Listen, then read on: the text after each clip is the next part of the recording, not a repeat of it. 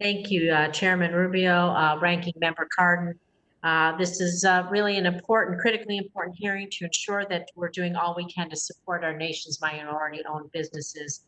And I want to thank all the witnesses for everything you do and for spending your time with us today. Um, Over the past few months, the coronavirus pandemic has devastated small businesses in Nevada, across the country, and put millions out of work. Many minority business owners in Nevada were particularly hard due to a lack of access to capital, like we've discussed.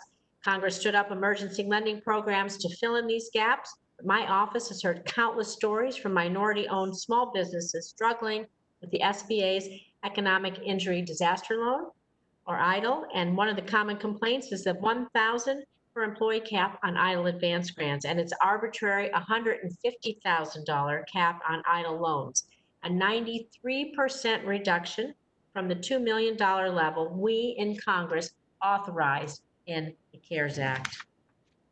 Small business owners, they've contacted my office telling me that $150,000 does not provide the support they need, and that without further help, they will likely be forced to permanently close their businesses.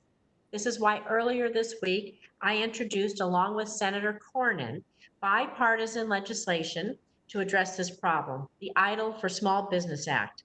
This bipartisan bill would prevent the SBA from imposing any arbitrary limits on EIDL and EIDL advance, including providing $10,000 grants to all eligible small businesses, regardless of their size. It would also appropriate $100 billion of EIDL and $80 billion for the EIDL advance program. So with that in mind, Mr. Busby, as you know, EIDL advance program, well, it's run out of funds. I know that business owners in Nevada feel this is a particular problem.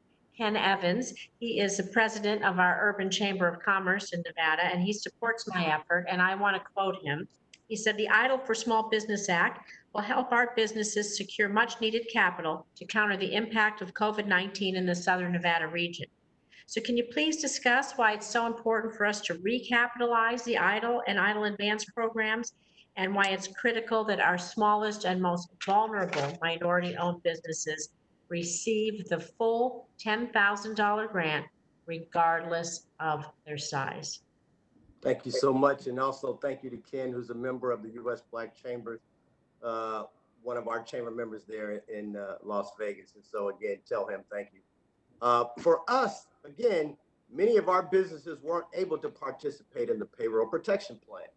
The title was difficult to understand.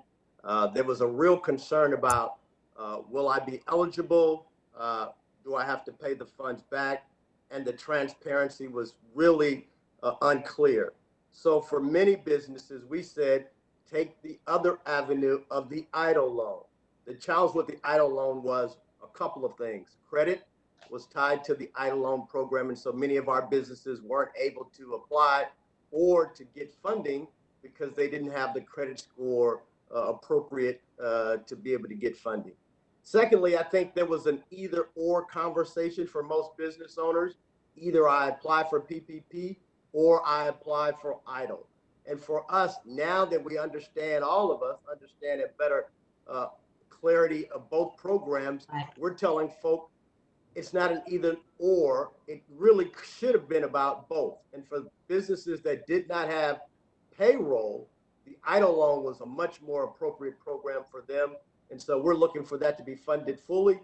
As it relates to the smaller businesses, the microloan businesses should be able to apply for that in the EIDL loan.